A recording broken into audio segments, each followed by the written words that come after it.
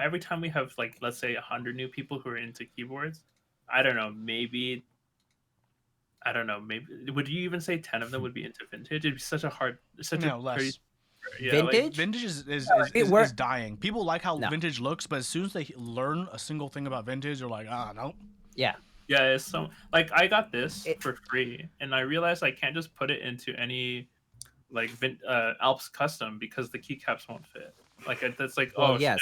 what a pain. Like Diego and I are in a vintage, but like you agree Yeah. with me, Diego. It's definitely a way different adventure that like it's one of those I love vintage keyboards. I'd never recommend it to someone. I'd only care to talk about vintage keyboards with someone who also discovered it themselves and Mm-hmm. independently got into it. Yep. It's not something you can be like, "Oh yeah, you should get Yep. into vintages." No, someone has to like be an independently like motivated to do vintage stuff cuz it's fucking pain in the Yeah. ass.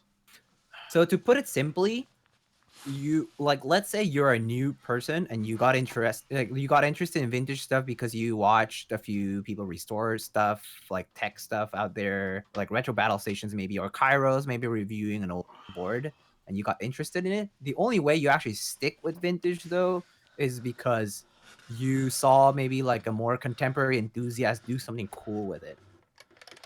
Oh my Oh god, dude, nice beamer. Thank you with USB baby, fully what? Yeah, programmable. yours is converted and with the solenoid, right?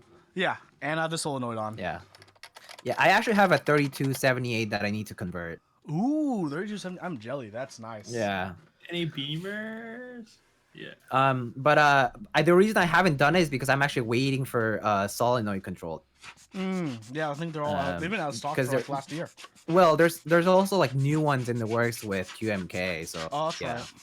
This one still Yeah, uses the so I'm CapSense waiting for those. controller, which is kind of a Yep. pain. Yeah, the X Watt set, yeah. But But yeah, does the QMK one? Well, so this is like off topic now. But would the QMK one have the ability to adjust the float? Because with the CapSense one, it's important because it detects the capacitance values, and the capacitance values aren't consistent across the whole board. You have to so set yeah, their it float act values. the reason so actually the new Model F just recently switched over to QMK pretty much because QMK is more stable for that. Like it doesn't Ah, have the electrical issues. It doesn't have the electrical issues that CapSense X Watts stuff had. So like a lot of people were facing chatter, and people like Ellipse realized that once he switched over to QMK, people were not having it. So he's encouraging people to use it and to try it out. Oh. nice. Yeah. Oh, speaking of Tarzan, I think actually he's very funny. His meme spacing is very good between his like comments. Like when he like very like dry humory executes like, oh, except this board is garbage. Like I love it when he does those stuff like that.